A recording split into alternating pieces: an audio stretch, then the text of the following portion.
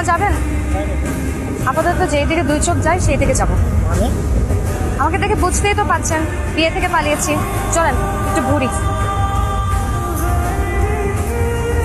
জানো, excuse me.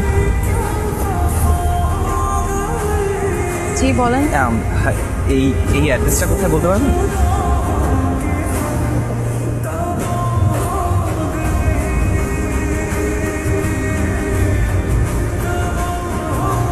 এই address আপনার কি দরকার?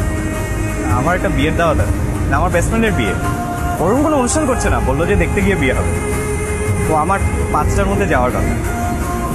এই অ্যাড্রেসে গিয়ে আপনার কোনো কাজ নেই, আজ বিয়েটা হচ্ছে না। ধরেন। কেন?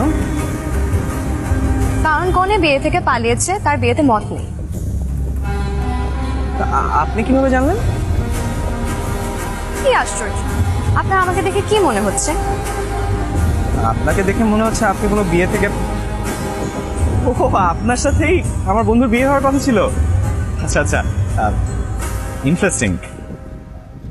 আসলে ভালোই হলো, মানে আমার চেম্বারে একটা কাজ আছে, বিয়েটা হলে আজকে কাজটা হতো। থ্যাংক ইউ আপনাকে। অদ্ভুত মানুষ তো আপনি। আমি বিয়ে থেকে পালিয়েছি, আপনি অবাক হচ্ছেন না? অবাক হওয়ার কি আছে? না, বিয়েতে মত নিয়ে আপনি পালাবেন, এটাই তো স্বাভাবিক, তাই না? আমি বিয়ে থেকে 3বার পালিয়েছি। একবার তো আমার বিয়ে হয়েই যাচ্ছিল, কাজী সাহেব বললেন বাবা বলো কবুল। আমি বললাম যে 1 মিনিট তুই বাথরুম থেকে আস। বাথরুমের কথা বললে 3বার বিয়ে থেকে পালিয়েছেন কেন? মেয়ে পছন্দ হয়নি? না না না, মেয়ে তো খুবই পছন্দ হয়েছে, খুবই সুন্দর, দেখলেই বিয়ে করতে ইচ্ছে করে। আসলে জানেন, আমার এই একটা আফসোসের কারণেই রাতে ঘুমোতো না, যে ইস, মেয়েটাকে বউ হিসেবে পেলাম না। তাহলে বিয়ে থেকে কেন পালিয়েছেন? সেরকম কোনো কারণ নেই, শুধু সংসার করতে ভালো লাগে না।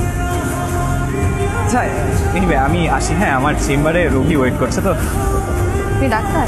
এইটা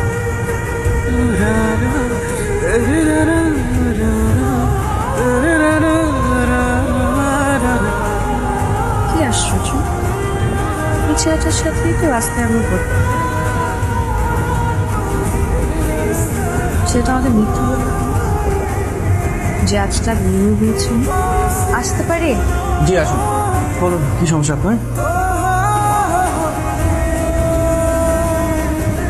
ঠিক, কালকে আমার আপনার সাথে বিয়ে হওয়ার কথা ছিল, আপনি আমাকে মিথ্যা বললেন কেন? আপনার সাথে কথা বলতে ইচ্ছে হচ্ছে, তাই একটা ওষুধ বানিয়ে নিলাম। আর আমি যে বিয়ে থেকে পালিয়েছি, আপনার আমার উপর রাগ হয়নি? রাগ কেন হবে? আপনার বিয়ে করতে ইচ্ছে হচ্ছিল না, সাহস করে পালিয়ে গেছে, এটাই তো ভালো।